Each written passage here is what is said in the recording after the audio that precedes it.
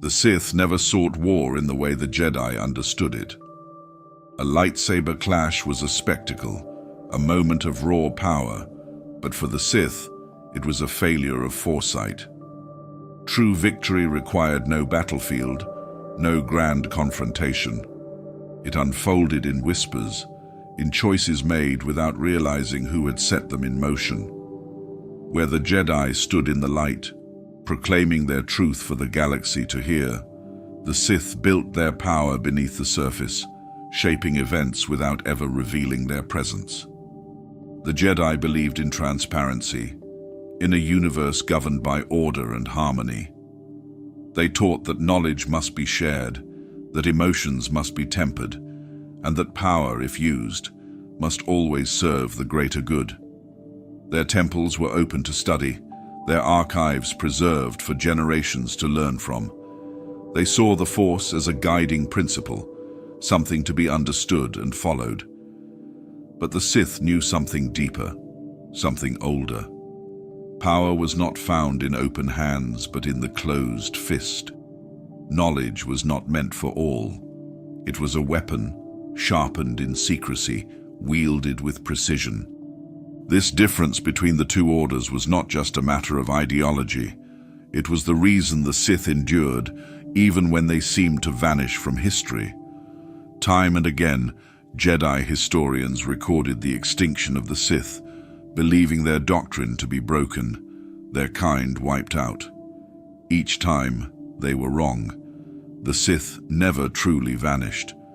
They changed, adapted, became something the Jedi could no longer recognize until it was too late. The Jedi saw war as a struggle of armies and champions. The Sith saw war as a game of inevitabilities. At the heart of this strategy was the rule of two. To an outsider, it seemed like a restriction, a self-imposed limitation that kept the Sith from ever becoming more than a shadow of what they once were. But that was exactly why it worked. A master and an apprentice. No vast armies, no councils, no divisions. Two minds aligned toward a single purpose. The apprentice learned not only the Force, but the art of deception, the subtlety of influence, the patience to build something that would last beyond a single lifetime.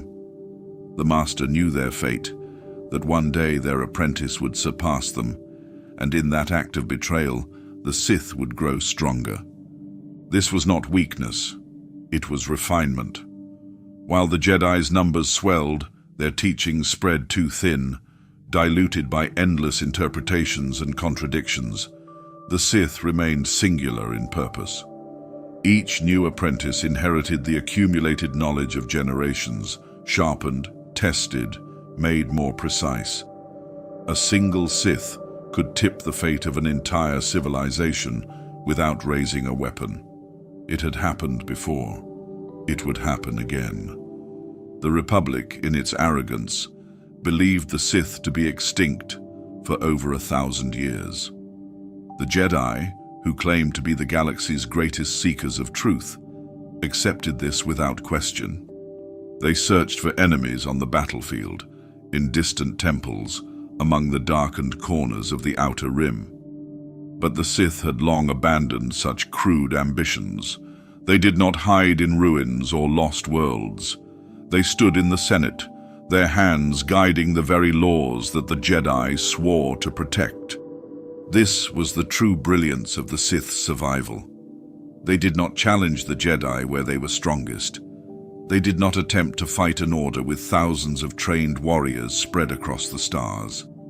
Instead, they positioned themselves in places the Jedi were blind to. They understood that power was not found in the might of one's army, but in the control of those who commanded it. A war fought in the open could be lost, but a war fought in the mind, in the corridors of power, in the choices made by those who never even knew they were being guided. That was a war that could never be defeated.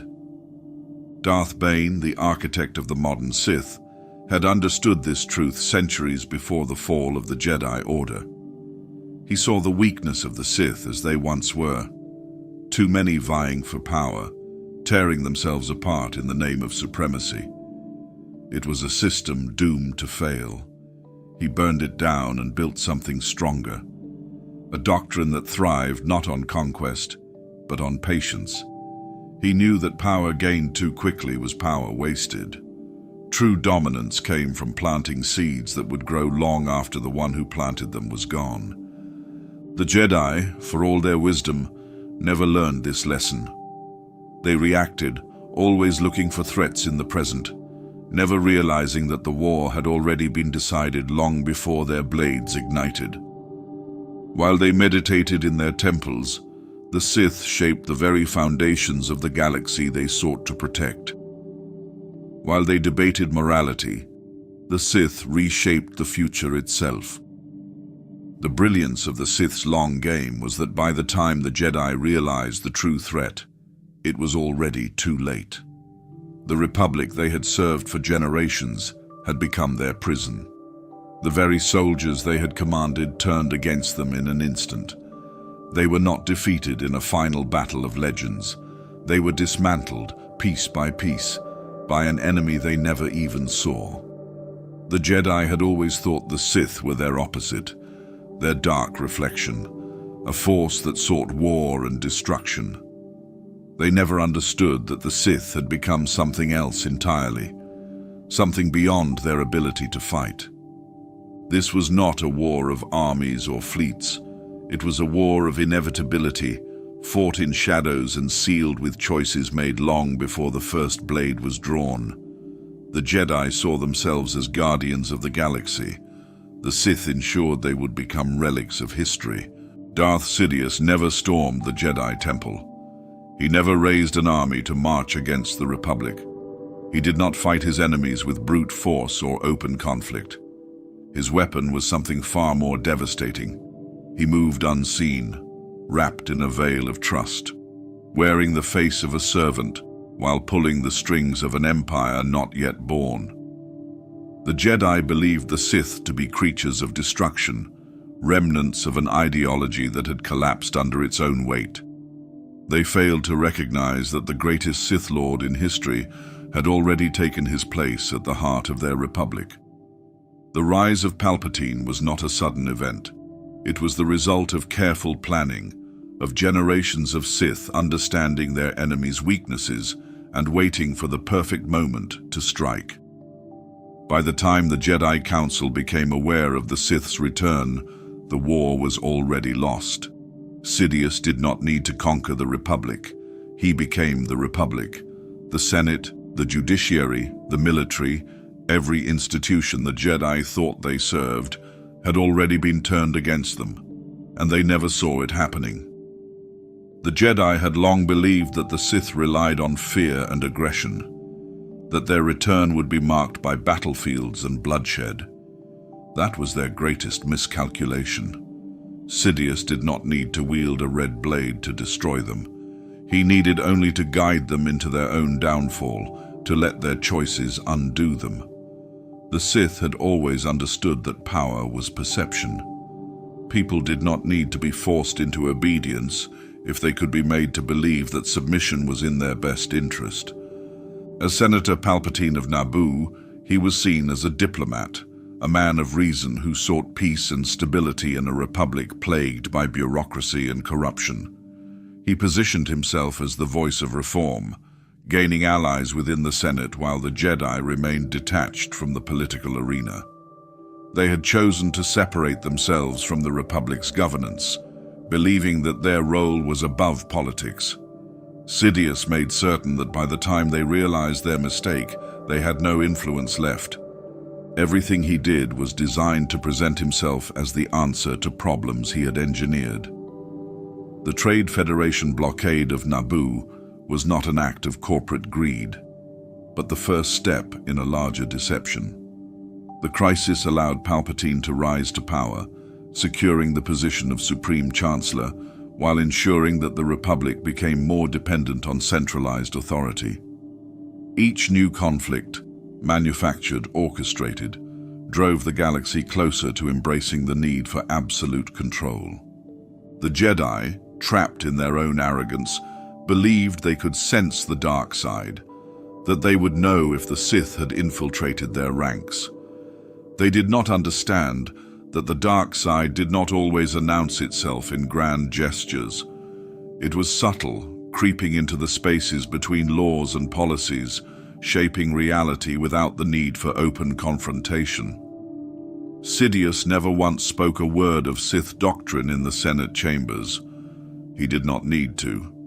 Every political maneuver, every policy enacted, carried the imprint of his will. Misinformation was his greatest weapon. While the Jedi debated the origins of the Clone Wars, Sidious had already chosen its outcome. He played both sides, controlling the Republic as Supreme Chancellor, while orchestrating the separatist movement through his apprentice, Darth Tyrannus. The war was never about territory or conquest. It was a tool designed to erode trust in the Jedi, to turn them into warriors instead of peacekeepers, to leave them so entangled in the Republic's survival that they would not see their own destruction until it was upon them. The brilliance of his deception lay in how easily the Jedi fell into the roles he had crafted for them. By the time they recognized their mistake, they had already become what they swore to fight against. They led troops into battle. They accepted military ranks. They justified decisions that went against their own teachings because they believed the greater good required it. But Sidious understood something they did not. The greater good was an illusion. Power was the only truth, and those who failed to recognize that were destined to be ruled by those who did. Even when the Jedi began to suspect something was wrong, it was too late. Their authority had been undermined. Their allies in the Senate had turned against them. The Republic, which they had sworn to protect, saw them as relics of an outdated era, obstacles to progress rather than guardians of peace. Sidious did not need to destroy them in battle. He simply made them irrelevant. By the time the Jedi finally moved against him, they did so as fugitives, as traitors to a republic that no longer existed. They came before him not as victors, but as the last remnants of a broken order, desperate to undo what had already been decided. Sidious did not win by fighting them. He won by making them fight a war they could never win, by ensuring that when the moment of reckoning arrived, they would stand alone. The Jedi had spent 1,000 years preparing for the return of the Sith, training themselves to confront an enemy they believed would come in darkness and fury. But the Sith had evolved beyond the need for ancient rivalries and grand battles. They had learned that true power was not seized with a blade, but woven into the very fabric of civilization. Sidious was not a conqueror. He was a craftsman, reshaping the galaxy with words and choices, ensuring that by the time his reign began, there was no one left who could challenge him. The Jedi Order did not fall in a single night. It fell over years, in compromises made, in wars fought on false pretenses, in trust placed in the wrong hands.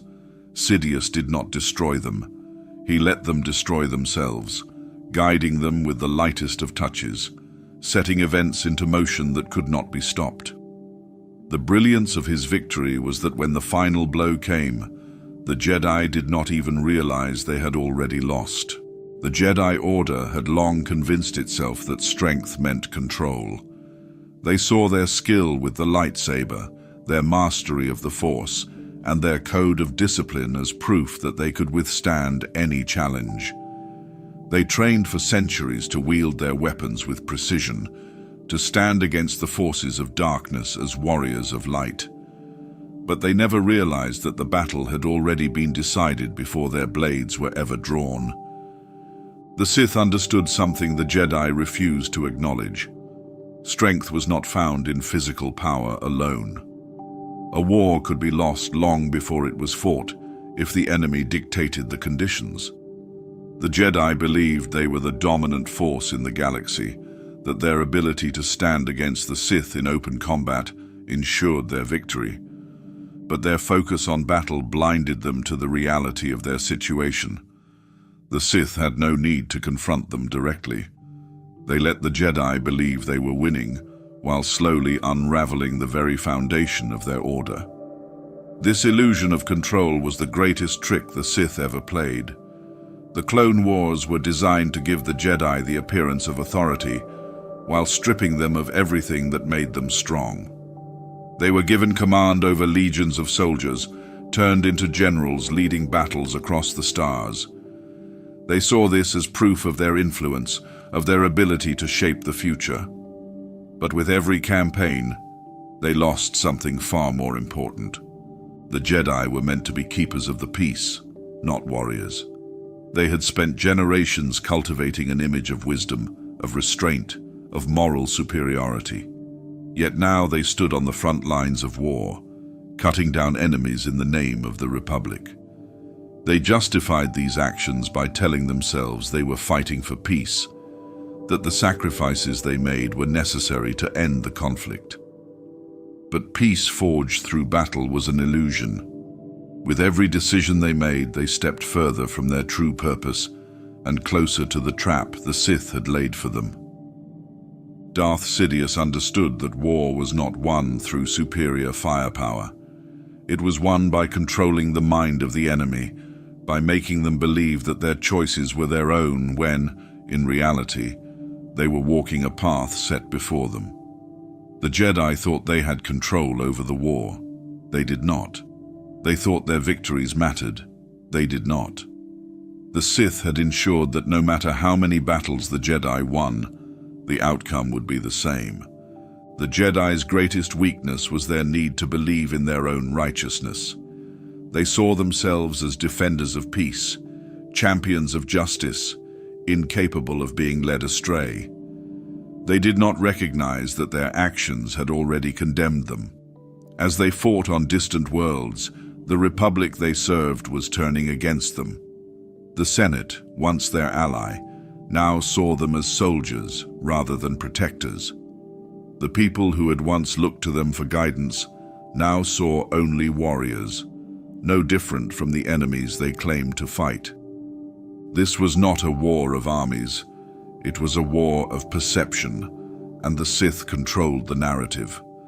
Every battle the Jedi fought pushed them further into the role of aggressors. They believed that their discipline, their teachings, and their connection to the Force would shield them from corruption. But war does not leave those who fight it unchanged.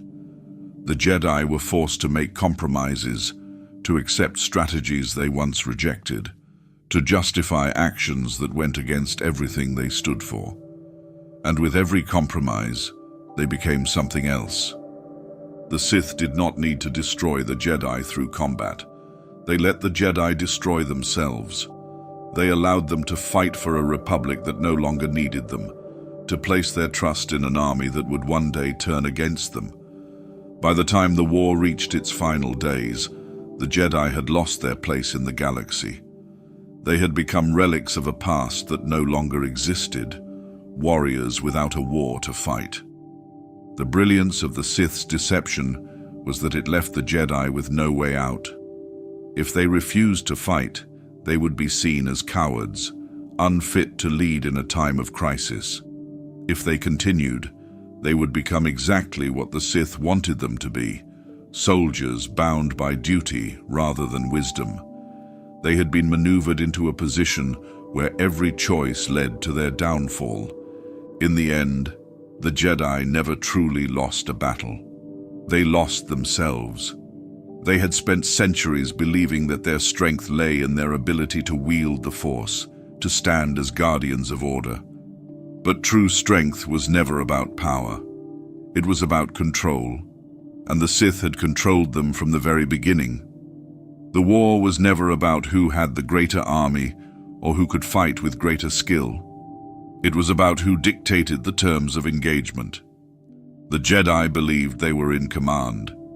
They never realized they had been playing a role scripted for them long before the first shot was fired. When Order 66 came, it was not a moment of conquest. It was a formality. The Jedi had already fallen. Their fate had been sealed the moment they accepted their place in the war, the moment they chose to fight an enemy they could never truly see. The Sith had not needed to defeat them in open battle. They had merely guided them to the point where their destruction became inevitable. The Jedi had always thought their greatest threat would come in the form of an enemy with a lightsaber in hand. They never understood that the deadliest attack is the one that makes you lower your guard. The Republic they had sworn to protect had been reshaped around them. The army they commanded had been programmed to eliminate them. The leader they trusted had been their enemy all along. And in the end, when the Jedi were cast down and their temple burned, there was no great battle, no last stand against the darkness. The war had been won long before the first shot was ever fired. The Sith had already secured their victory. The Jedi had merely played their part. The Jedi thought war was won by warriors. The Sith knew better. A battle could be lost before it even began, shaped by those who controlled the conditions. The Jedi trained for combat, but the Sith trained for control. A lightsaber was powerful, but an idea planted in the right mind could reshape civilizations. History was not written by armies, but by those who dictated their movements. The Republic had endured for 1,000 years, its systems deeply entrenched. To topple it with military force was impossible. The Sith never intended to conquer through war. They sought to turn the Republic's institutions against it, ensuring its collapse came from within. Every senator, every trade dispute, every moment of political unrest was carefully placed on the board, leading the galaxy toward an empire that would not need to be seized but welcomed. Palpatine's rise was not a stroke of luck. It was the culmination of centuries of Sith strategy, a slow but deliberate erosion of the Republic's foundations. By the time the Jedi suspected the Sith had returned, the war was already lost. Sidious did not take power through force. He became necessary. The Republic was drowning in corruption, paralyzed by bureaucracy. He presented himself as the answer to its problems, gaining trust while ensuring that each crisis pushed him closer to ultimate control. The Trade Federation blockade of Naboo was the opening move.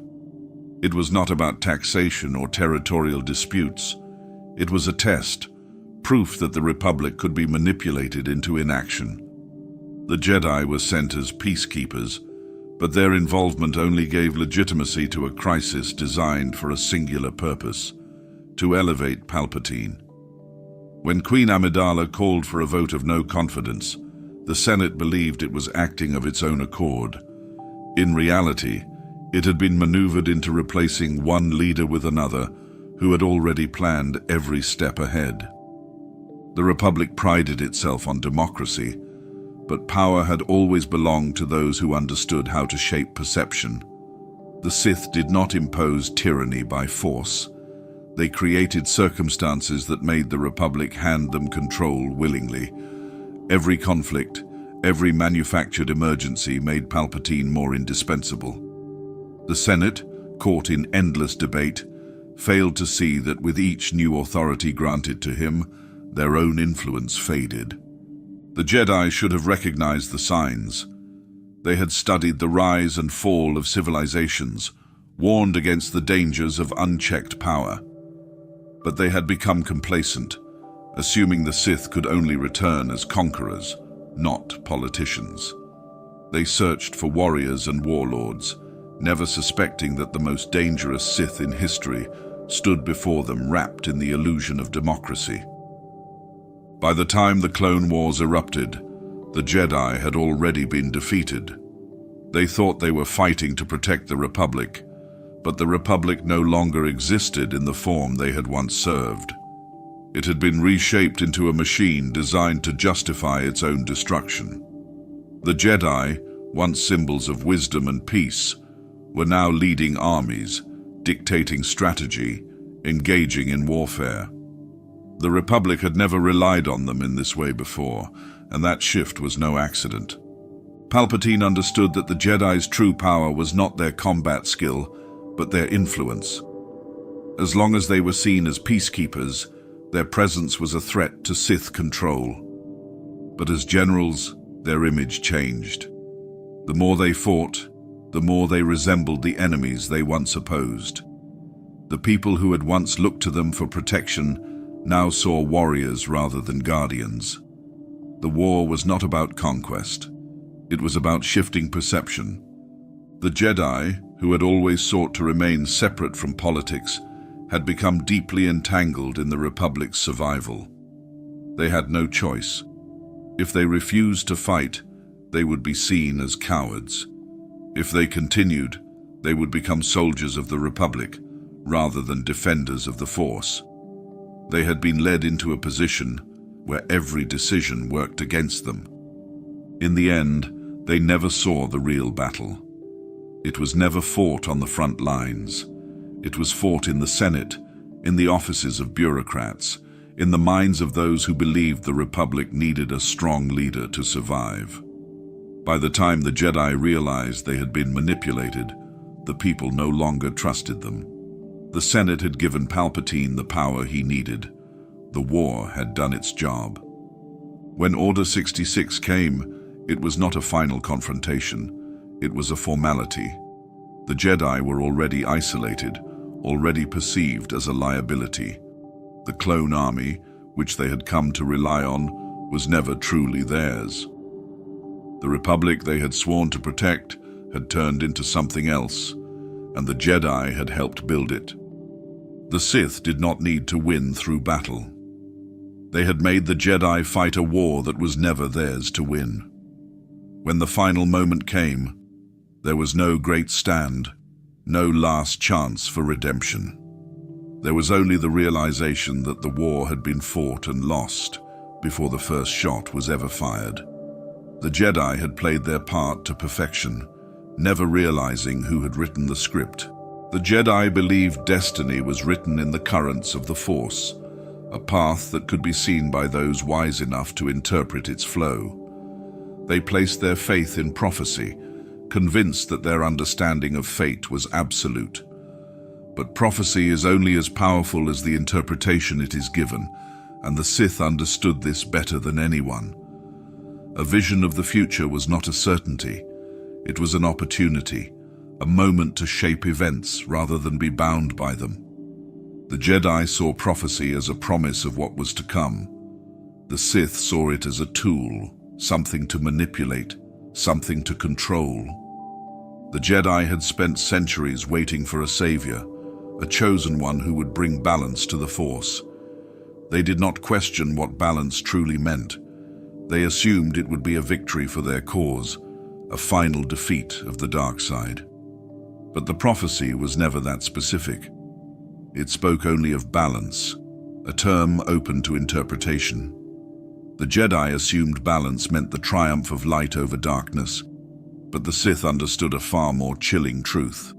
If the Force had been tipped in favor of the Jedi for 1,000 years, true balance could only be achieved by their downfall. Darth Sidious and Darth Plagueis did not reject prophecy. They embraced it. They did not see the future as fixed, but as something to be molded, something they could bend to their will. Where the Jedi sought to predict fate, the Sith sought to create it. The Sith did not wait for visions to come to pass. They worked in the shadows, ensuring that events unfolded in ways that suited their ambitions. Anakin Skywalker was their greatest victory. The Jedi believed he was the chosen one, the fulfillment of an ancient promise.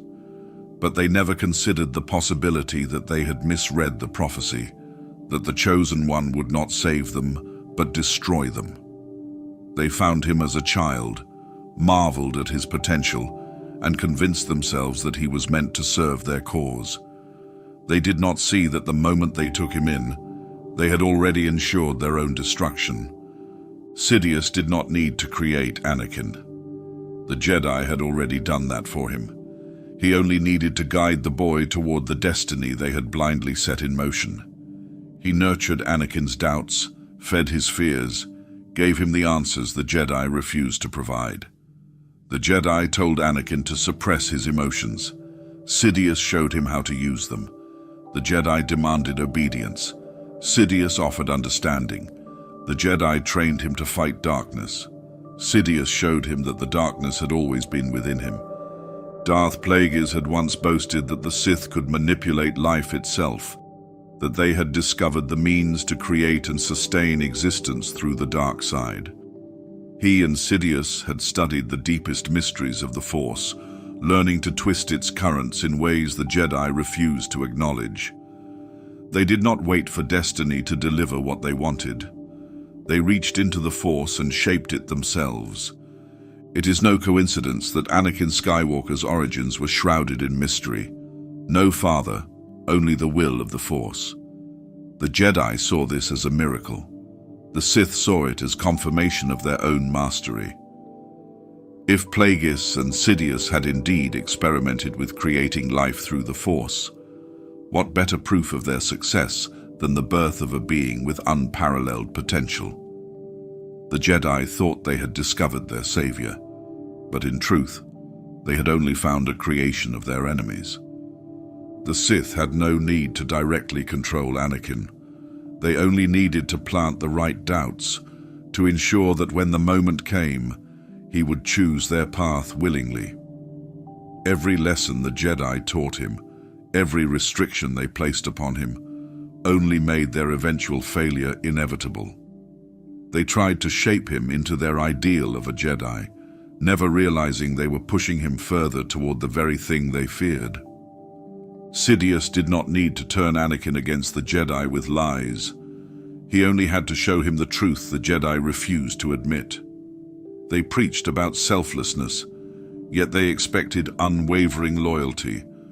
They spoke of peace, yet they sent him to fight in war. They claimed to trust him, yet they withheld knowledge, kept him at arm's length, denied him the rank of master despite his achievements. The Jedi wanted him to be their savior, but refused to let him be their equal. By the time Anakin made his choice, it was not a betrayal. It was an inevitability. The Jedi had set the conditions for their own downfall. They had created the Chosen One, but they had never controlled him. Sidious did not need to force Anakin's hand. He only needed to let the Jedi push him to the point where their destruction seemed like the only path forward. The Sith had mastered the art of self-fulfilling prophecy. They did not see the future as something to predict, but as something to shape. The Jedi had spent centuries believing the Chosen One would bring balance. The Sith ensured that he did, but not in the way the Jedi had ever expected. Darth Plagueis understood that wars were not won with armies alone. The true path to power was not through conquest, but control. He was not a warrior. He was a strategist, an architect of deception who built his empire in the shadows long before a single battle was fought. His influence stretched beyond the Force, beyond the Sith's ancient rivalries with the Jedi.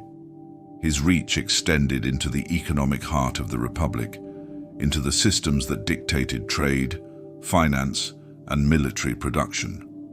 The Republic believed itself stable, guided by democratic principles, but its foundation was not held together by laws or the will of the Senate.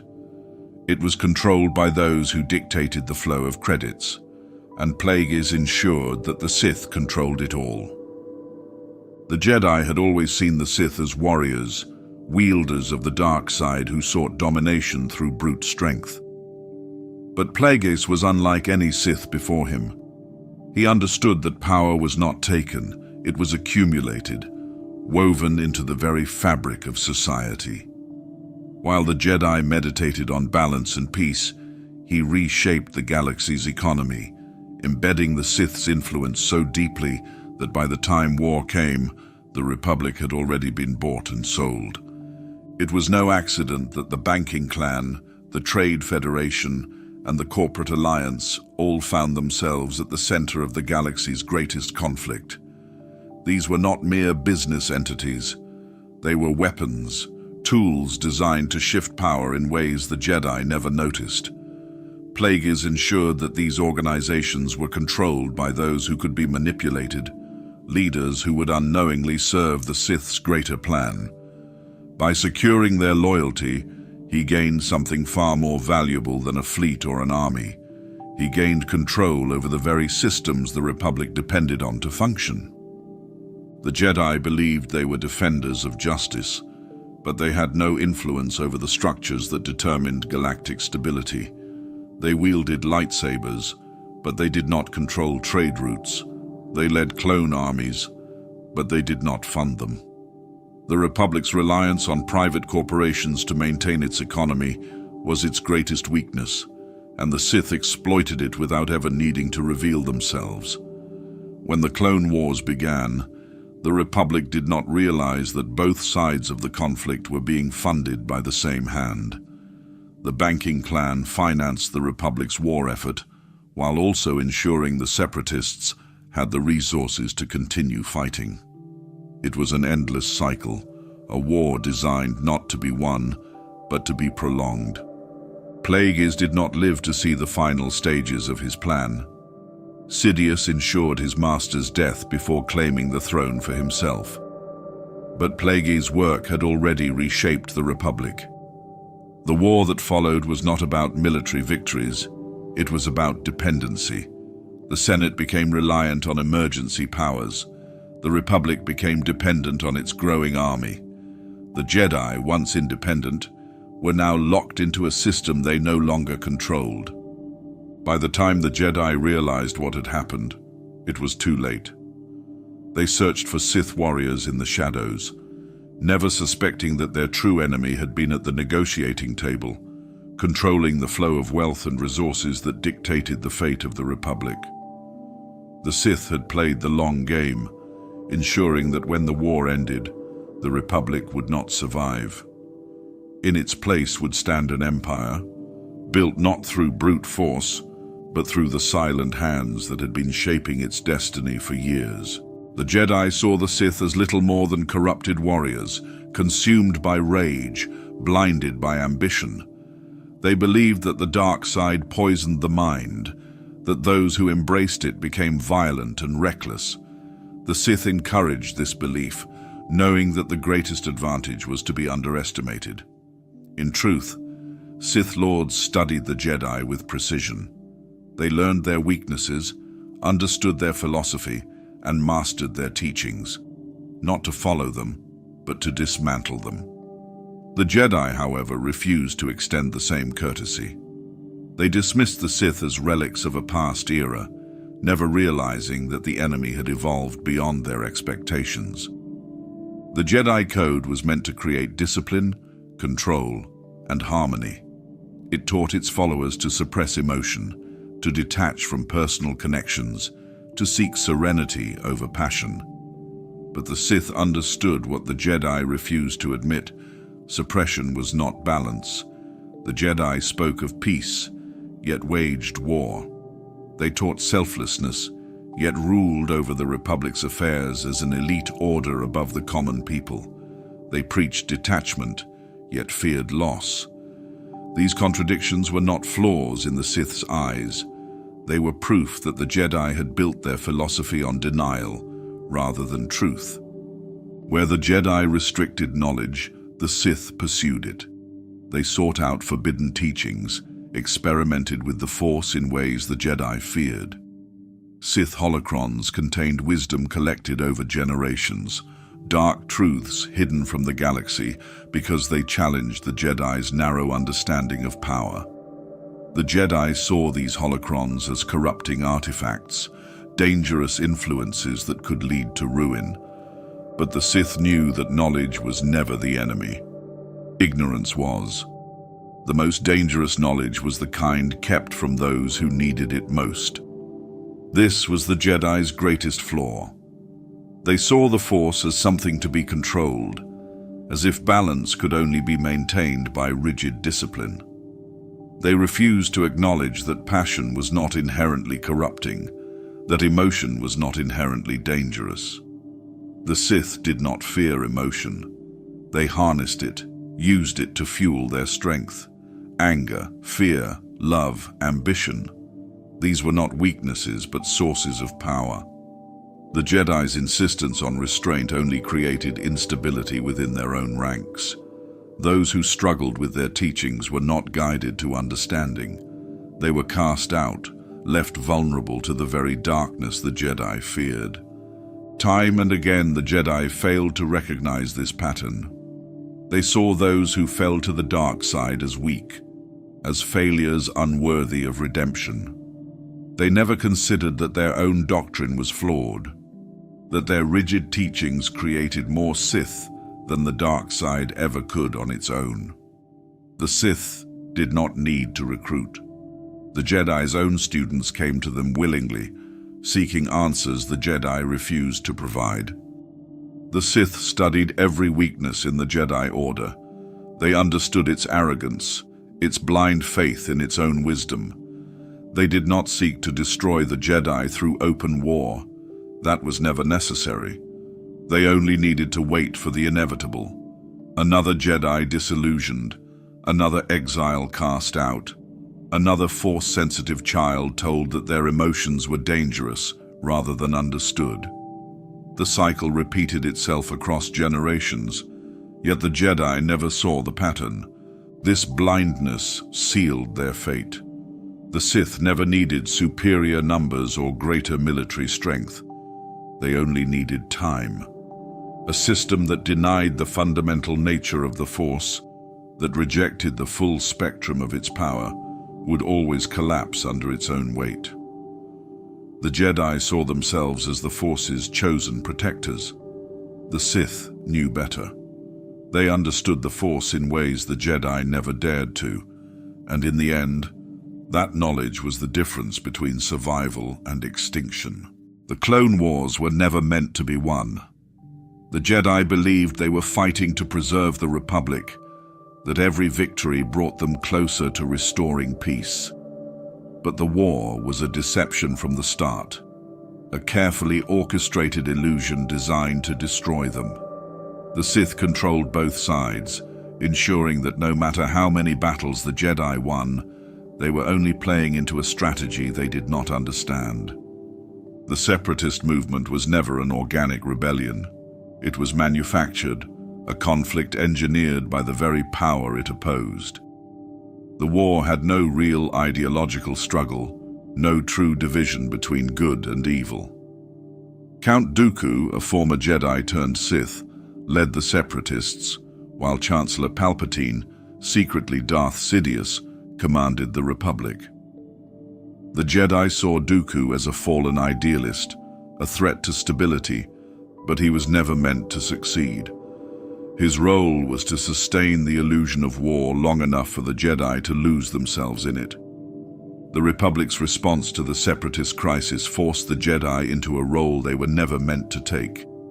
They had been peacekeepers for generations, mediators who avoided conflict whenever possible. Now, they were generals, leading armies, making tactical decisions that cost thousands of lives. They were no longer above the political machine. They were its enforcers. Every battle pulled them further from their teachings, forcing them into compromises that weakened their connection to the very ideals they once defended. The Sith never needed to defeat the Jedi in combat. They only needed to change them. By making them warriors, they stripped them of their true purpose.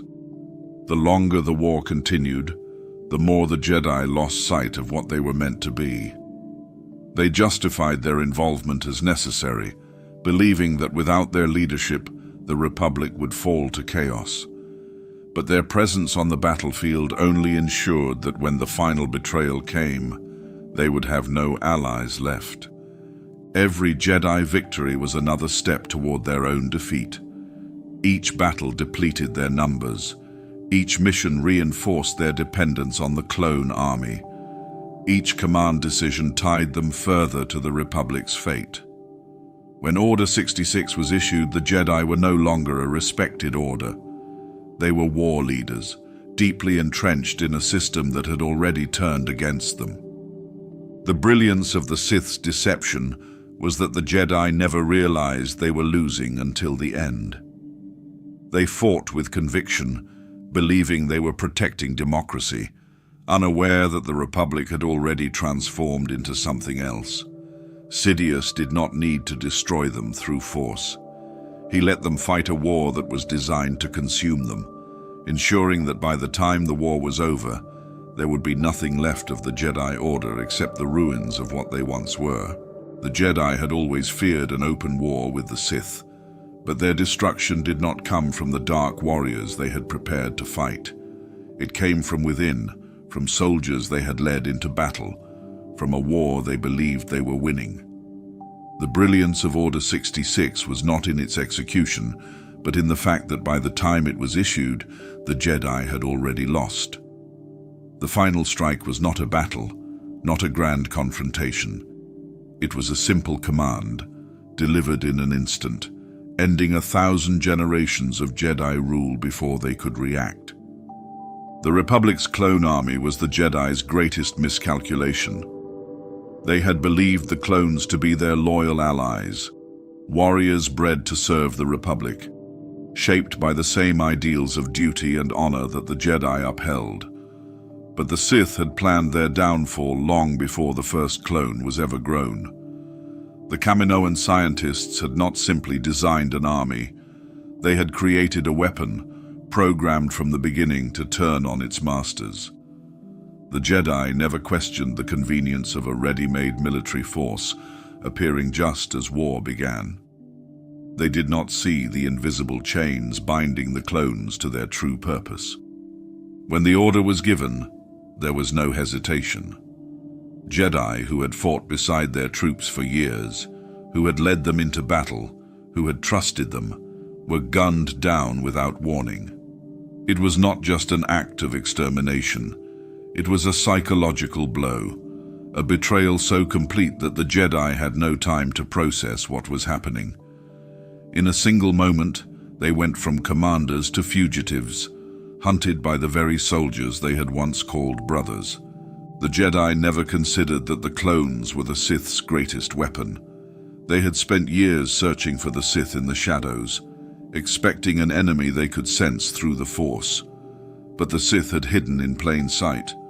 The Jedi believed they understood loyalty, that the bonds they had formed with their troops would matter in the end. The clones followed orders without question. Their devotion had never belonged to the Jedi. It had always belonged to the one who had created them. The Sith had played the long game. Order 66 was not a spontaneous act of vengeance. It was a move planned generations in advance, a culmination of centuries of Sith strategy. The war had been orchestrated not for conquest, but for control. The Republic had been conditioned to see the Jedi as warriors, not peacekeepers. The Senate had been convinced that the Jedi were a threat to stability. The clone army had been trained to obey a command the Jedi never knew existed.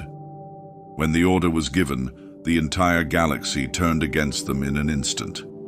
There was no warning, no sign of the battle to come. One moment, the Jedi were leading the war. The next, they were being erased. The Sith had won long before the first shots were fired. By the time the Jedi understood the truth, it was already over.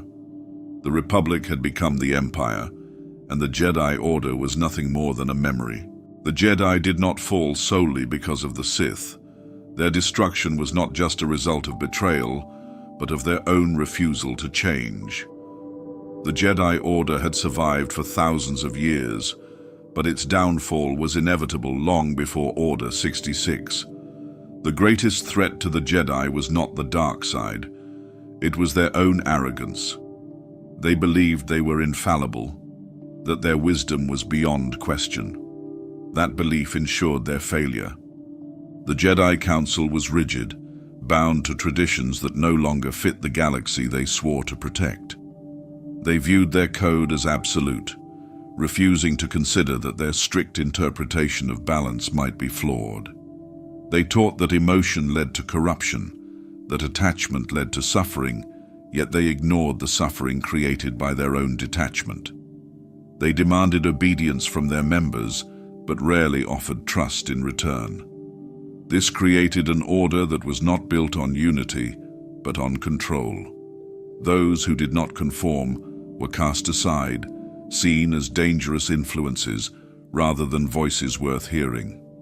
The most damning evidence of their failure was how they treated those who saw the truth. Jedi who questioned the Council's decisions, who sensed the growing darkness within the Republic, were dismissed or exiled. Count Dooku left not because he had fallen to the dark side, but because he recognized the corruption in the Republic and saw that the Jedi were blind to it. Qui-Gon Jinn, one of the few who distrusted the Senate, was seen as a maverick rather than a prophet. Those who might have saved the Order were ignored or silenced. The Jedi's downfall was not sudden. It was the result of centuries of misguided choices. They had isolated themselves, rejecting political involvement while still attempting to guide the Republic from the shadows. They held influence but refused responsibility. They wielded power but feared its consequences.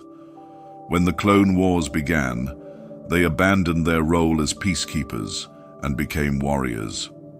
They did not realize that by accepting command of the Grand Army, they had already lost. The Sith did not need to corrupt the Jedi. They only needed to let the Jedi's own decisions destroy them. Their inflexible adherence to outdated principles ensured they could not adapt to the Sith's strategy. They did not question why war had come to them so easily. They did not ask why an army had been created for them before they had even needed it. They did not consider that by taking up the Republic's fight, they had abandoned their own mission. Those who realized the truth too late had no power to change the course of events. Some Jedi tried to warn the Council. Some sensed the deception, but were dismissed.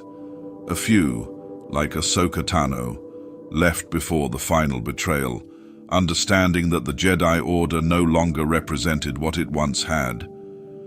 The Jedi had always seen themselves as the guardians of balance, yet they could not recognize that balance had already shifted beneath them. Their destruction was not an attack. It was a consequence.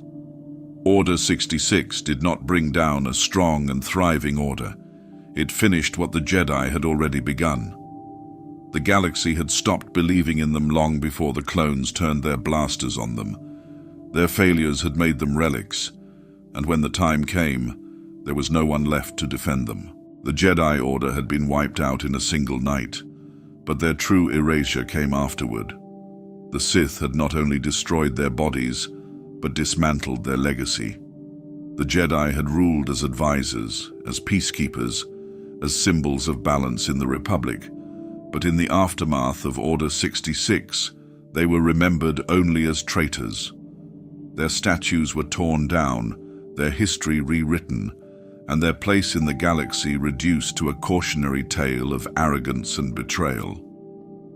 The brilliance of the Sith's final move was that no war was needed to achieve it. The people turned against the Jedi willingly. Palpatine understood that power was perception. Even before he declared himself Emperor, he had spent years preparing the public for the moment when the Jedi would be seen as the enemy. He had never needed to convince the entire Senate of their treachery. He only needed to plant the idea that the Jedi were dangerous, that they had ambitions beyond their place. The war had already done most of the work for him. The Jedi had spent years leading the Republic's armies, making tactical decisions that cost lives, fighting a war that had no clear villain or hero. By the time Order 66 was issued, the Senate no longer saw them as peacekeepers. They saw them as warriors, as figures who had taken power without responsibility. The moment the Jedi fell, Palpatine moved swiftly to fill the vacuum. He did not simply declare their extinction. He ensured they would never be remembered as they once were. His first act was to reframe the Clone Wars as the final betrayal. The Jedi, he claimed, had attempted to overthrow the Republic, to seize control through military force. The Grand Army, loyal and unquestioning, had saved the Republic by eliminating them before they could succeed. He presented himself as the victim, the wise leader who had barely survived their treachery, and in doing so, he erased 1,000 generations of service overnight. The Jedi had always relied on the Republic's faith in them. That faith had been shattered before they even realized it was happening. The Senate did not rise in protest. There was no great outcry against their extermination. Instead, there was relief. The war was over. The Republic had been saved. The Jedi had been the problem all along, and now that they were gone, order could finally be restored. Palpatine's propaganda machine moved quickly to reinforce this narrative. The archives were altered, statues were torn down, Jedi artifacts were seized, not to be studied, but to be destroyed. The temple, once a symbol of peace, became the Imperial Palace, a message that the past had been erased and the future belonged to the Empire. Holovids spread throughout the galaxy, showing footage of Jedi igniting their blades against clone troopers, carefully edited to paint them as aggressors. News reports detailed their supposed corruption, their hidden plots, their reckless defiance of the Republic's will. Every citizen who had once admired them was given a new story to believe. The most devastating consequence of this was not just the Jedi's erasure from history. It was the death of the Republic's trust in the Force itself. The Jedi had been its greatest champions, its most visible symbols. When they were cast down, the Force became something feared, something dangerous. Those who still spoke of it were ridiculed, treated as fools clinging to an outdated religion. The Sith had won not only by eliminating the Jedi, but by ensuring that their very ideology would fade into obscurity.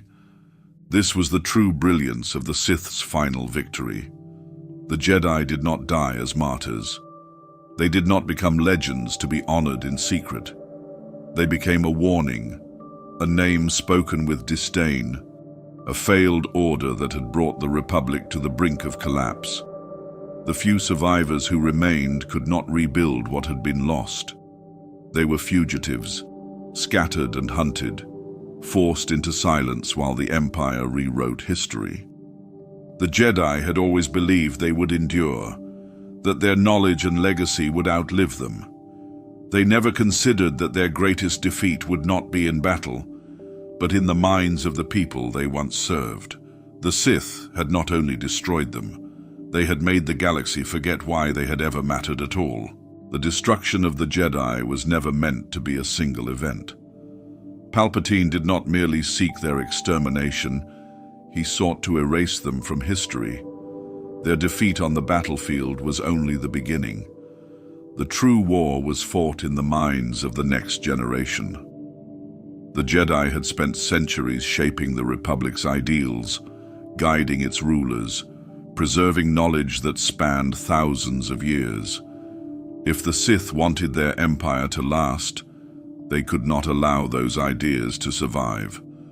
The conquest of the galaxy was not just military, it was ideological. The people had already been conditioned to accept the Jedi as traitors. Order 66 had ensured that the Republic saw them as a threat. But fear alone was not enough.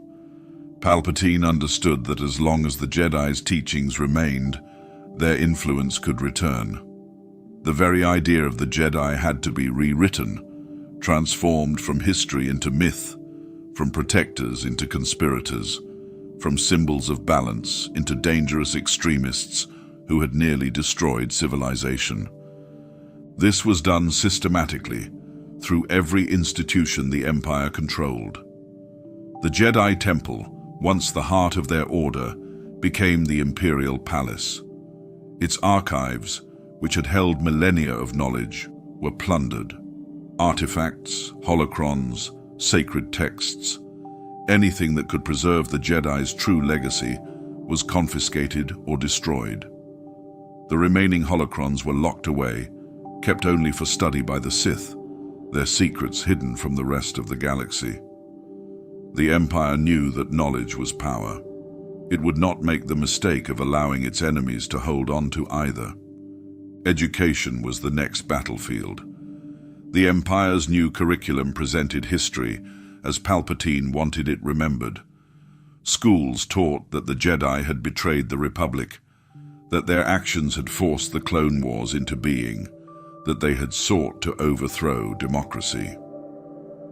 The Republic's transformation into the Empire was framed as a necessary step, a transition that saved the galaxy from chaos. The Jedi were no longer heroes of the past. They were ghosts, remnants of a broken ideology that had no place in the new order. The Jedi Code was never spoken of. The concept of the Force itself was pushed into obscurity. Those who still believed in it were ridiculed, dismissed as fools clinging to a forgotten religion. Children grew up never hearing about the Jedi as they once were, never knowing that the Republic had once depended on them. Within a single generation, they were no longer remembered as real figures, but as legends, distant, exaggerated, irrelevant. The final step was ensuring that no one could rise to challenge the Empire with Jedi teachings. The Inquisitorius, a group of former Jedi-turned-hunters, was tasked with eliminating anyone who still followed the old ways. Survivors of Order 66 were hunted relentlessly. Force-sensitive children were taken before they could ever learn what they were. Those who could not be turned were destroyed. The Jedi had always trained their successors from childhood. The Empire ensured that no such training could ever happen again. This was the true victory of the Sith. The Jedi were not only defeated, they were erased. The galaxy had moved on, its people reshaped by years of indoctrination. By the time the Rebel Alliance rose against the Empire, the Jedi were nothing more than stories. Few even remembered what they had stood for. The Sith had not just won a war, they had rewritten the truth itself. The Sith had spent centuries working toward the destruction of the Jedi Order, but their strategy was never as simple as complete annihilation. Darth Sidious did not need to kill every last Jedi to ensure his dominance. True victory was not in numbers, but in perception, in ensuring that even if some Jedi survived, they would never again rise as a force capable of challenging the Sith. He did not want martyrs. He wanted ghosts, fugitives running from a galaxy that no longer believed in them. The Jedi who escaped Order 66 were not overlooked. Their survival was planned, calculated to serve a greater purpose. If every Jedi had been wiped out in a single night, they might have been remembered as fallen heroes, mourned by the Republic they had sworn to protect. But by allowing some to flee, Palpatine ensured that they would be seen not as symbols of a lost golden age, but as criminals, outcasts hiding in the shadows. The official narrative was already in place. The Jedi had betrayed the Republic.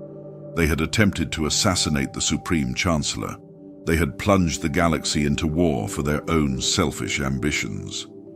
Palpatine's propaganda machine ensured that the people would not see the Jedi as victims of a purge, but as threats to stability. By the time the war ended, those who had once admired the Jedi now feared them. Those who had trusted them now believed that their destruction had been necessary. Palpatine understood that survival was not the same as power.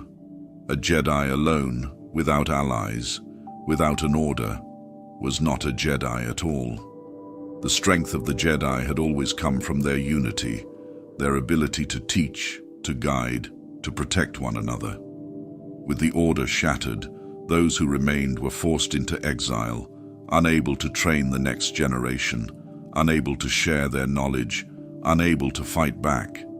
They were alive, but they had already lost everything. But survival was not their only burden. The Sith understood that war was not just fought with weapons, but with the mind. The Jedi who lived carried more than just their wounds. They carried guilt. They had been the guardians of peace, yet they had watched the Republic fall into tyranny. They had been the commanders of the Clone Wars, yet they had been deceived into leading an army designed to turn on them. They had spent centuries preparing for the return of the Sith, only to be outmaneuvered at every turn. Every survivor knew that they had failed, and for many, that was a weight heavier than death. Yet Sidious did not leave them in silence.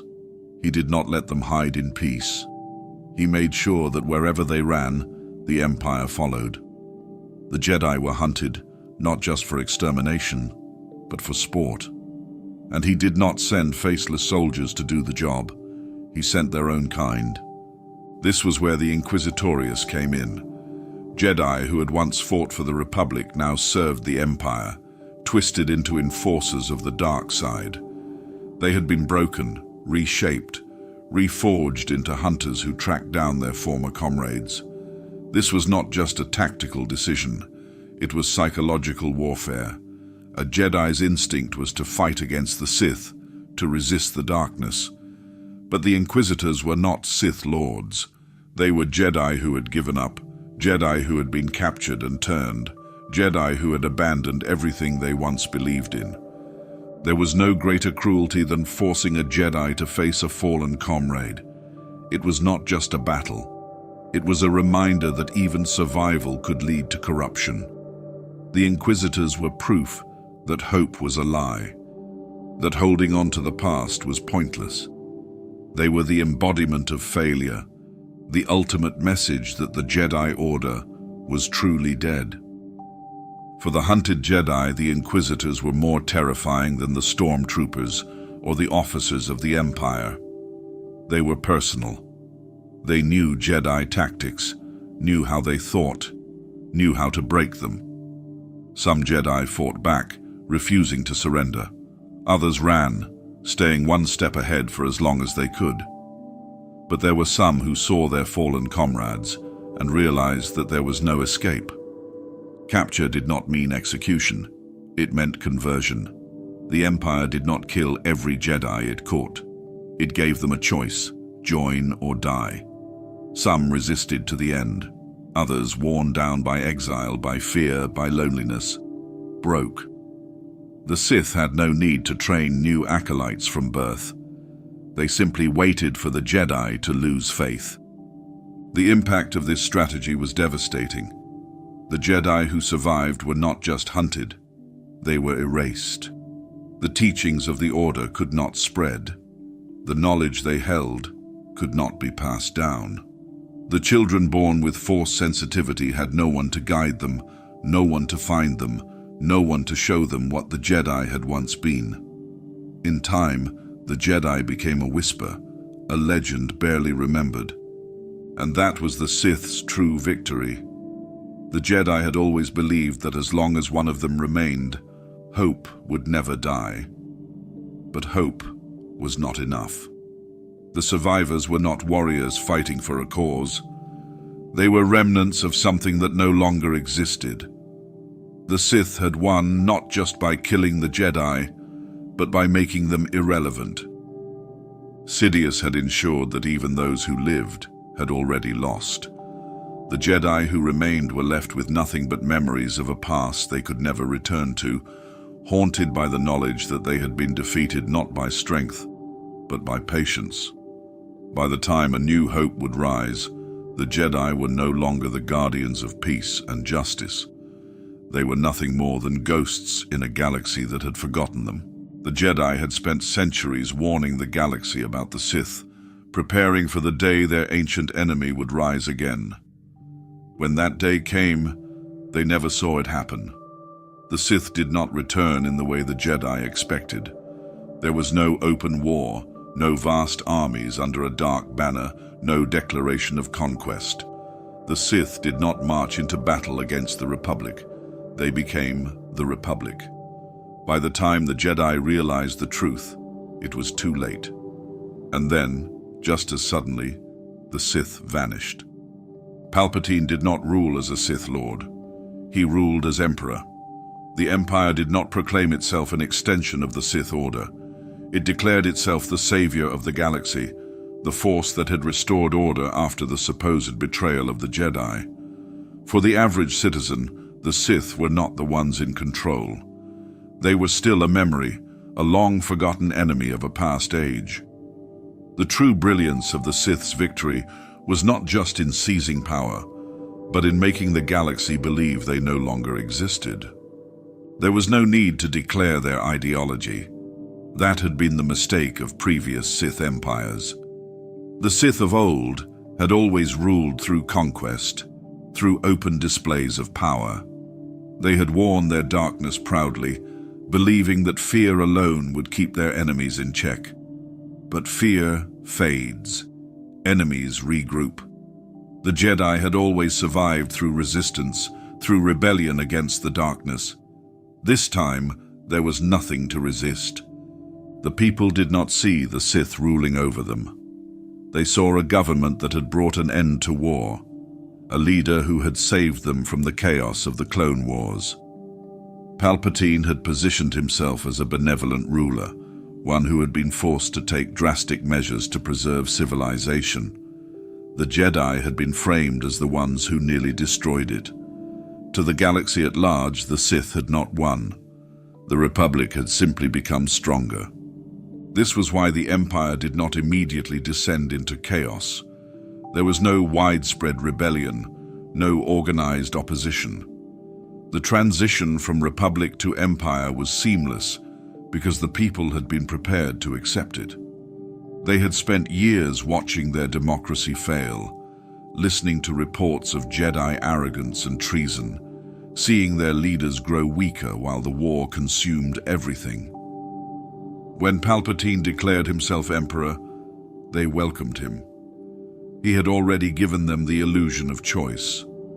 The peace the Empire offered was an illusion as well, but it was an effective one. The Sith did not need to rule through constant war. They ruled through control, through a system that functioned so efficiently that most citizens had no reason to question it. As long as they obeyed, as long as they did not speak against the Empire, their lives continued. The galaxy had been exhausted by war. Peace, even under an iron fist, was preferable to another conflict. This was the genius of Palpatine's rule. He did not need to enforce his will with endless battles. The Jedi had believed the Sith would return as conquerors, but the Sith had learned from their past failures. They understood that true dominance was not achieved through war, but through submission. And submission did not come through brute force alone. It came through acceptance, through ensuring that the people no longer thought to resist. Fear was the final weapon, but it was not wielded recklessly. The Empire did not need to remind its citizens of its power at every moment. Instead, it allowed fear to fester just beneath the surface, present enough to discourage rebellion, but distant enough to be ignored by those who complied. The occasional display of force, a planet devastated, a dissenter silenced, was enough to keep the population in check. Most would never experience the Empire's wrath firsthand, but they understood what would happen if they did. The Sith had won in a way that the Jedi had never imagined possible. Their victories had always been public in the past, marked by battles and sieges, by the fall of Jedi temples, and the rise of Sith strongholds. This time the victory was silent. There was no need for grand declarations. The Sith had become something greater than an order. They had become the system itself. And that was why they were never truly defeated. Even after the fall of Palpatine, after the collapse of the Empire, the Sith's legacy endured. Their methods, their ideology, the very way they had structured the galaxy did not simply vanish. They had created a new way of ruling, a structure of control so deeply ingrained that even after their apparent destruction, their influence remained. The Jedi had always thought they would recognize the return of the Sith, but the Sith had never left. They had simply become something else, something impossible to fight. Darth Bane had been dead for 1,000 years by the time the Sith claimed their final victory, but his legacy endured. More than endured. It had reached its full potential. The Jedi believed they had ended the Sith long before the Clone Wars, but they had only ended the Sith as they had once known them. They did not realize that Bane had ensured the Sith would never truly die. He saw what others could not. The old Sith Order had been powerful, but it had been doomed to fail.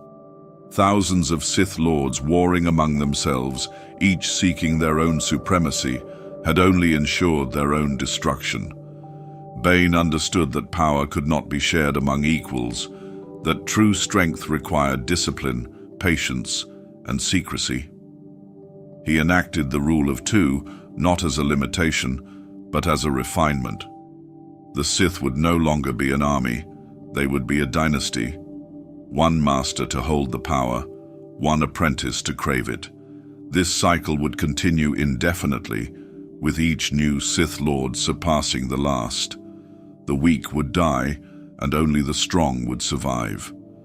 It was a system designed for long-term dominance, one that the Jedi were incapable of comprehending. They thought the Sith would return in force, seeking open conquest. They never understood that the Sith had evolved past their expectations. Sidious and his master, Darth Plagueis, perfected Bane's vision. They had no need to wage a war with the Jedi Order. They made the Jedi irrelevant, turning the Republic against them and orchestrating their downfall through manipulation rather than direct conflict. This was the final evolution of the Sith, the moment they no longer needed to fight to win. The war had already been decided before the first shot was fired. Bane would have seen this as the ultimate realization of his plan. The Sith had become more than individuals. They had become an idea. The Jedi had always viewed their battle with the Sith as a war of people, of individuals who could be defeated. They did not understand that the true danger was not the Sith Lords themselves, but the philosophy they embodied. The Sith did not seek personal immortality. They sought ideological immortality. This was the greatest trick they ever played. Even when the Sith seemed to be gone, their influence endured. The rule of two had not been a path to maintaining a bloodline, but a method of ensuring that each new Sith carried forward the knowledge and ambition of all who came before. The Jedi never saw this as a real threat. They had always measured victory by destruction. They assumed that by killing a Sith Lord, they had ended the Sith. But that was never the case. The Sith did not need to win in one lifetime. They did not need to hold on to power forever. They only needed to survive long enough to set events in motion, long enough for the next in line to continue the work. When Darth Sidious fell, the Jedi believed it was over. They did not realize that his legacy had already outlived him. His empire, his methods, his understanding of power, these things did not vanish. They endured in the systems he built, in the individuals he influenced, in the lessons that had been passed down through the generations. The Sith had always been patient. They had always understood that power was not something to be seized and held indefinitely, but something that could be transferred, reshaped, and reborn. Bane had set the cycle into motion, and in doing so, ensured that the Sith would always have the last laugh. The Sith were never meant to be united. The Jedi had always believed that the greatest weakness of the Sith was their inability to work together, their constant infighting, their inevitable betrayals. What they never understood was that this was not a flaw in the Sith philosophy. It was intentional. The Sith did not seek stability. They sought strength, and strength was forged in conflict. Every Sith apprentice was a weapon meant to overthrow their master. Every master knew this. It was the price of power, the inevitable fate of the Sith. Darth Bane had seen the old Sith order collapse under its own weight. Thousands of Sith, each vying for dominance, had torn each other apart until nothing remained. They had been so consumed by their immediate ambition that they had destroyed the very thing they had sought to control. Bane knew that if the Sith were to survive, they needed a different path. The rule of two was not about preventing betrayal.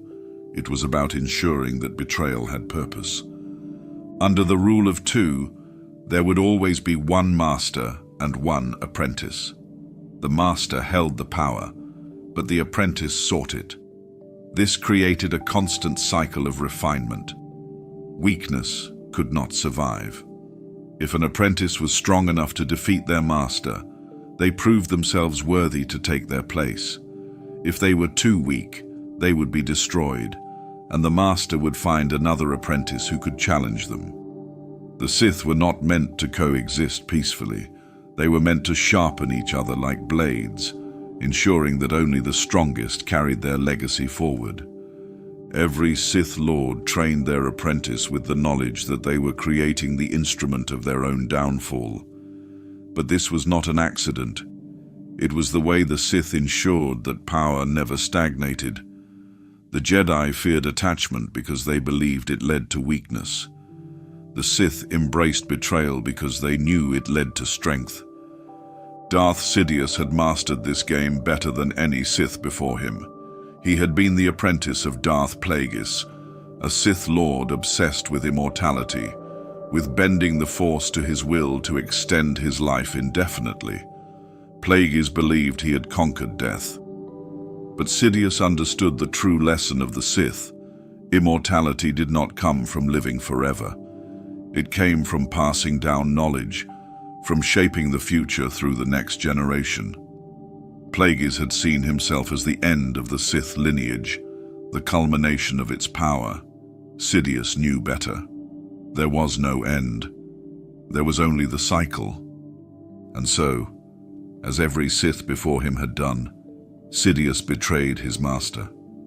He had learned everything Plagueis had to teach, had taken everything he needed, and when the moment came, he struck. It was not an act of rage or impulse. It was calculated, methodical, inevitable. Plagueis had made himself obsolete, and the Sith did not tolerate obsolescence. Sidious carried the Sith into an era they had never known before. He did what no other Sith Lord had done. He ruled the galaxy. But even as Emperor, he followed the same path that had been set before him. He took apprentices, knowing they would one day try to kill him. Darth Maul, trained from childhood, was meant to be his weapon, his enforcer. When he fell, Sidious did not grieve. He simply moved to the next apprentice. Count Dooku was different, a former Jedi already powerful in his own right, but useful for a time. Sidious knew Dooku was not meant to be his true successor. He was a tool, a stepping stone to the real prize. Anakin Skywalker, the perfect apprentice, the one who would surpass all who came before. Sidious played a long game, shaping Anakin's path, ensuring his fall, twisting his loyalty, until there was no choice left but to serve. But even then, Sidious knew the truth of the Sith. No apprentice remained loyal forever. Darth Vader was powerful, but he was still bound by weakness. His past, his emotions, the flickering remnants of the Jedi within him, all of it made him incomplete. Sidious had no illusions that Vader would serve him forever. He knew that one day, the cycle would begin again. He had already begun seeking a replacement, another apprentice who could take Vader's place when the time came. The Sith did not build legacies based on loyalty. They built them based on survival. Every Sith Master was meant to be overthrown. Every apprentice was meant to surpass them.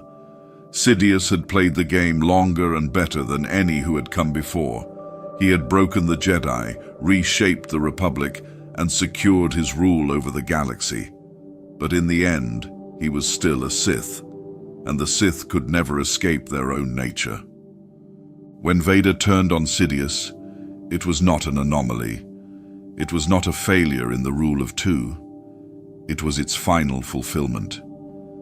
Vader had been weak for so long, bound by his own regret, by the chains of his past. But in that moment, he became strong. He did what every Sith apprentice was meant to do. He saw his master's weakness, and he struck. Sidious, who had built an empire on betrayal, was betrayed. But the Sith had never been about individuals. Sidious had ruled, but his death did not end the Sith. It never could. The rule of two was not just a way to ensure power passed from master to apprentice. It was a way to ensure that the Sith ideology survived, no matter what.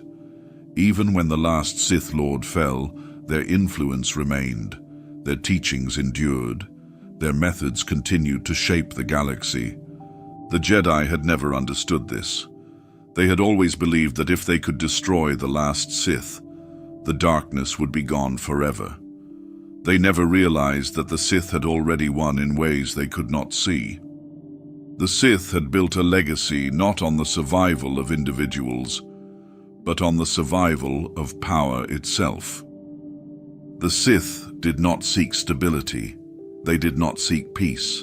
They sought evolution, refinement, the endless pursuit of greater strength. Every master was meant to be replaced. Every apprentice was meant to rise. Even in death, the Sith endured. Their war was never truly with the Jedi. Their greatest battle had always been with themselves. And in that endless struggle, they found immortality. The Jedi had always believed they were the guardians of balance. They spoke of it as an ideal, a state of harmony where the Force flowed without corruption.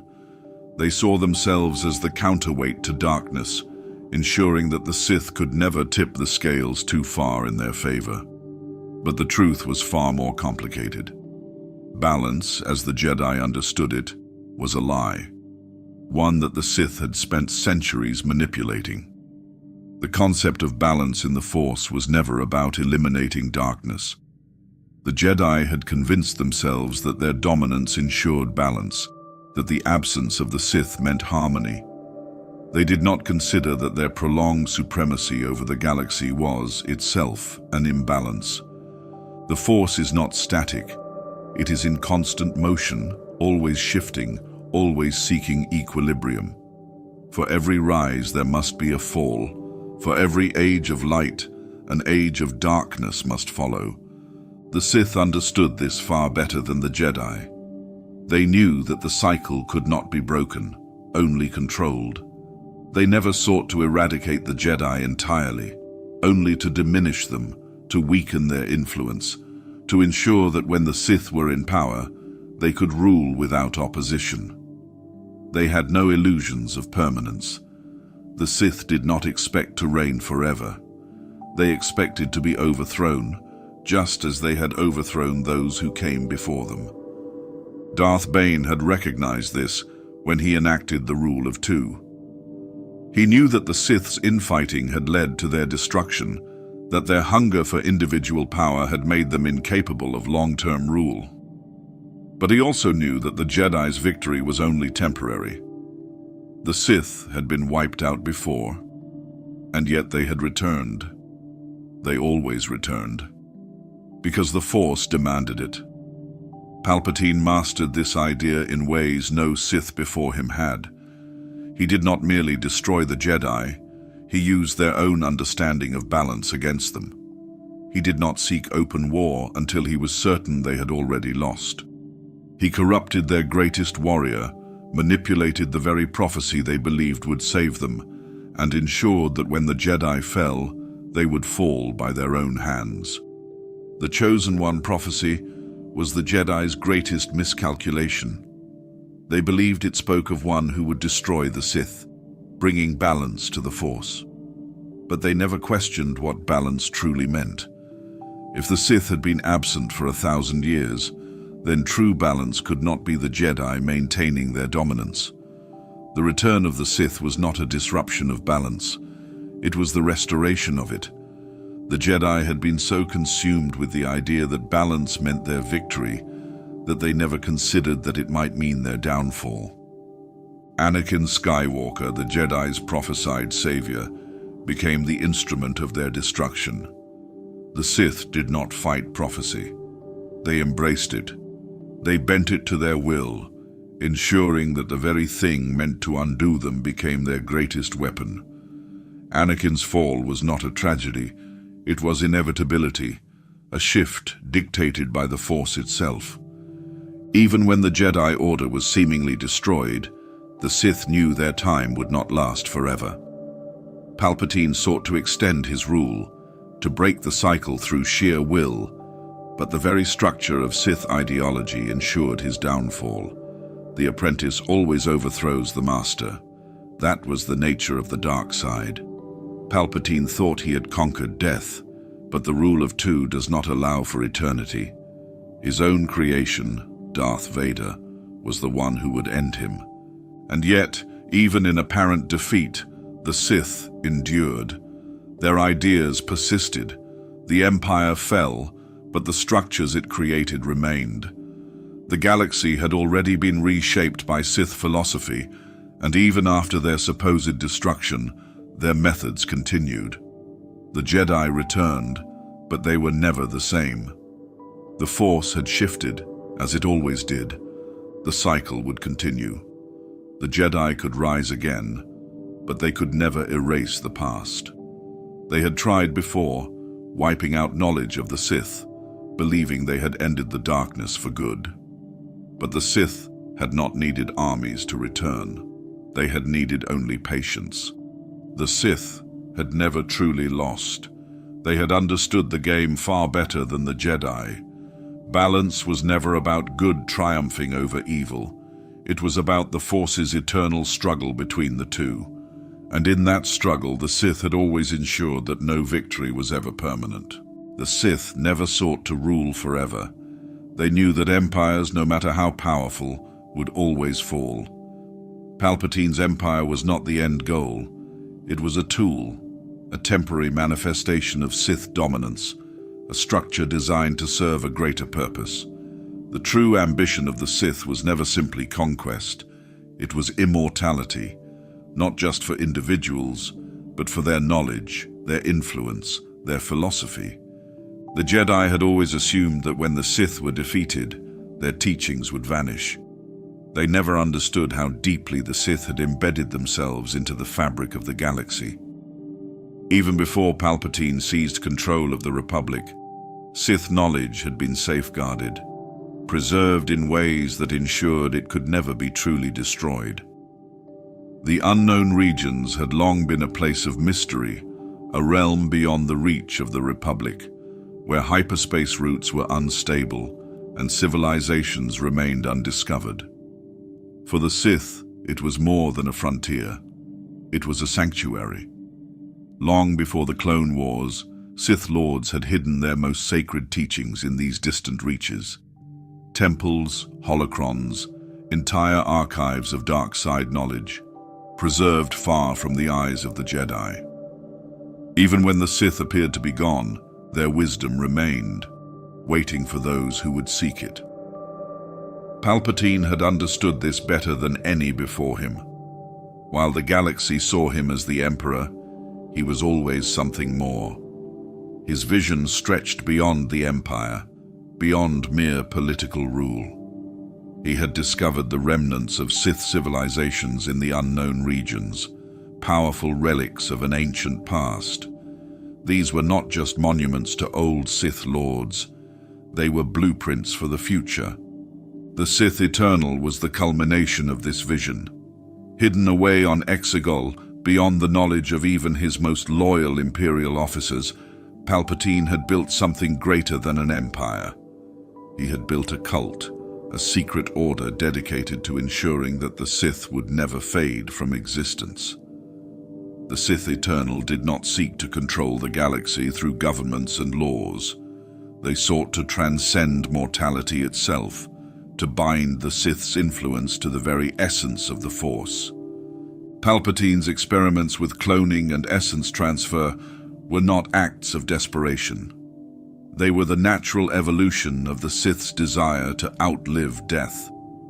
Plagueis had theorized that the Force could be bent to sustain life indefinitely, that the dark side could be manipulated to cheat fate itself.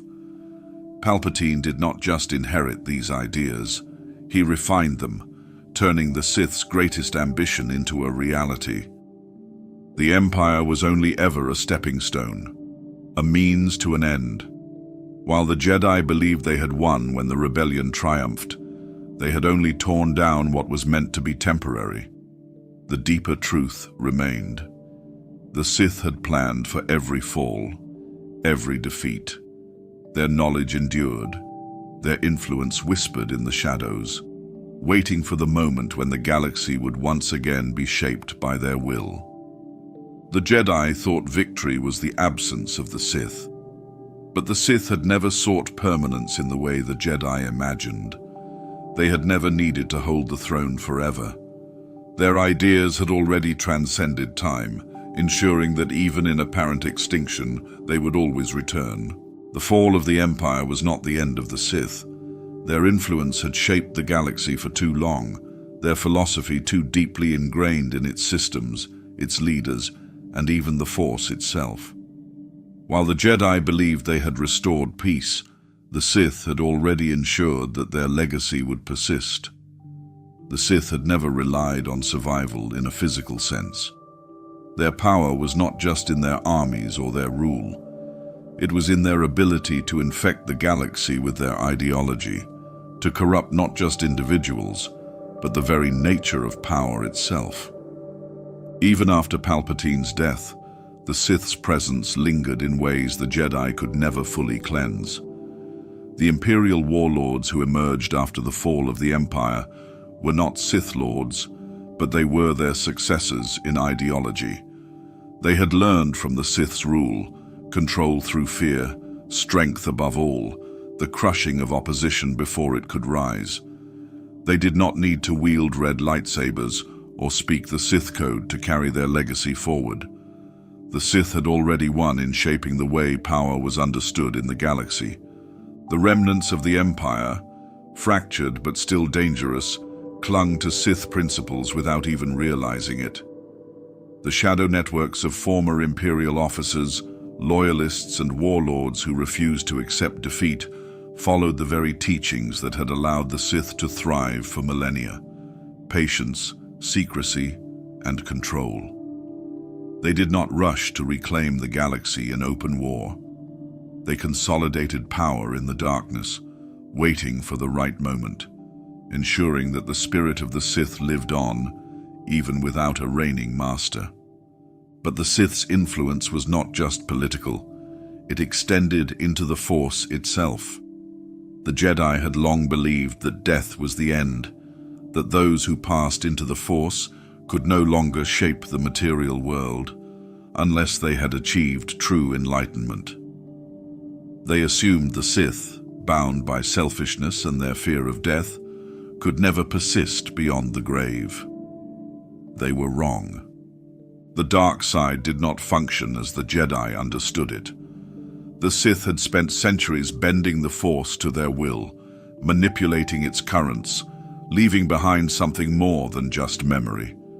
Echoes of their presence, remnants of their power, haunted the galaxy long after their deaths. These were not Force ghosts in the way the Jedi became. Pure consciousness merged with the cosmic Force. The Sith did not surrender themselves to the Force. They clung to it, twisted it, corrupted it, so that their hatred, their ambition, and their will could remain. Palpatine was the greatest example of this. His death on the second Death Star was not the end of his influence. His contingency plans, his hidden cultists, and his experiments with essence transfer had already ensured that he would not simply fade away. Whispers of his presence persisted, not just in the hidden corners of the galaxy where his loyalists remained, but in the Force itself. Those attuned to the dark side could still feel his presence, a shadow pressing against the edges of their minds, a lingering command to rebuild, to return. But Palpatine was not the first Sith to leave behind such an imprint. The ancient Sith Lords had done the same, binding themselves to their tombs, their artifacts, their strongholds. Their knowledge had never truly been lost because it had been preserved in the dark side itself, waiting for those who would seek it. The Jedi had believed that by destroying Sith artifacts and temples, they could erase their teachings. But they underestimated how deeply the Sith had embedded themselves into the fabric of the Force. This was the Sith's true victory. Even when they fell, their ideas persisted. Even when their empire crumbled, their influence remained. The Jedi could never truly defeat them, because the Sith had never relied on mere existence to endure. They had become something more than individuals, something more than an order. They had become an unshakable presence in the galaxy's history, in its power structures, in the very Force itself. The Sith had always understood that the battle was never about a single war, a single reign, or a single lifetime. It was about corruption. It was about ensuring that their influence remained, that even after their supposed destruction, they would still shape the future. They did not need to sit on the throne to rule. Their echoes in the Force ensured that they never truly left. The Jedi always spoke of victory as if it were a final state. Peace, balance, order. To them, the war with the Sith was something that could be won, an enemy that could be vanquished permanently. But the Sith never viewed war this way. Their fight was never about controlling the present. It was about shaping the future. It was never about ruling the galaxy for 1,000 years. It was about changing how power was understood for all time. And in that, they succeeded. The Jedi thought they were fighting a war of survival, a struggle between good and evil. They never realized that they were merely players in a much larger game, a conflict where the Sith had already determined the rules long before the first battle was fought. The Sith did not just seek control over governments, armies, or planets. That was the mistake people made when trying to understand them. The Sith sought control over reality itself, over the way the galaxy perceived strength, power, and the Force. They did not want to rule through oppression alone. They wanted to redefine what rule even meant. To the Sith, the Force was not a divine energy, not something to be worshipped or obeyed. It was a weapon, a tool, a force of nature that could be bent, manipulated, and remade to serve their will. The Jedi saw submission to the Force as the highest virtue. The Sith saw submission as weakness. This fundamental difference was at the heart of their war. For thousands of years, the Sith sought to prove that the Jedi were wrong, that the Force was not something to follow, but something to control. Every Sith Lord who rose understood this truth, and the greatest among them did not just wield the dark side. They rewrote the very fabric of the galaxy. Darth Plagueis, obsessed with immortality, did not seek to extend his life simply to rule forever. He sought to prove that the Force itself could be mastered, that the natural cycle of life and death was not a fixed law, but something that could be altered. Palpatine did not just seek to conquer the Republic. He sought to dismantle the very belief systems that had kept the Jedi in power. He did not just want to destroy them. He wanted to erase their relevance. And that was the true war, not the Clone Wars, not the battle between Jedi and Sith. The war was for reality itself. The Sith did not just seek to win battles. They sought to make the galaxy see power differently, to make people believe that control through fear was natural, to ensure that the Jedi's teachings faded, not because they were outlawed, but because they no longer made sense to a galaxy that had moved beyond them. Did they succeed? Look at the galaxy after their fall. The Jedi returned, but they were never the same. Their teachings no longer shaped the Republic. Their influence no longer extended as it once had. They survived, but they were no longer necessary. The Sith had reshaped history in a way that could not be undone. And here lies the greatest deception of all. The Jedi believed they had won. They overthrew the Emperor. They defeated the Sith. They rebuilt the Order. But the galaxy did not return to what it once was, because the Sith had already changed everything. The Sith did not need to be alive to win. Their ideas had already burrowed deep into the fabric of existence. Even in apparent defeat, their influence remained. The remnants of the Empire, fractured but still strong, carried forward the Sith's philosophy. Warlords, remnants of Imperial power, continued to rule through fear, using the same principles that had allowed the Sith to thrive. They did not need Sith Lords to guide them. The Sith had already rewritten what power meant. The Force itself had been altered. The Sith had long sought to corrupt the Force, not through brute force, but through philosophy, their ideas, their will, their hatred. These things did not vanish. They left echoes. The Jedi believed that only those who had achieved true enlightenment could persist after death. They thought the Sith, consumed by greed and ambition, could never do the same. But they misunderstood the nature of the dark side. The Sith did not pass on as Jedi did, becoming luminous beings in the cosmic force. They did not seek that fate. They clung to the material world. They bound themselves to objects, to locations, to those who carried their legacy forward. The ancient Sith Lords had done this long before Palpatine, binding their spirits to tombs, to artifacts, to holocrons filled with their knowledge. They refused to fade, refused to let the Jedi erase them.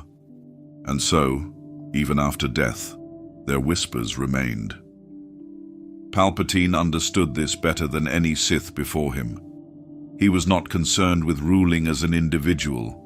He sought something far greater.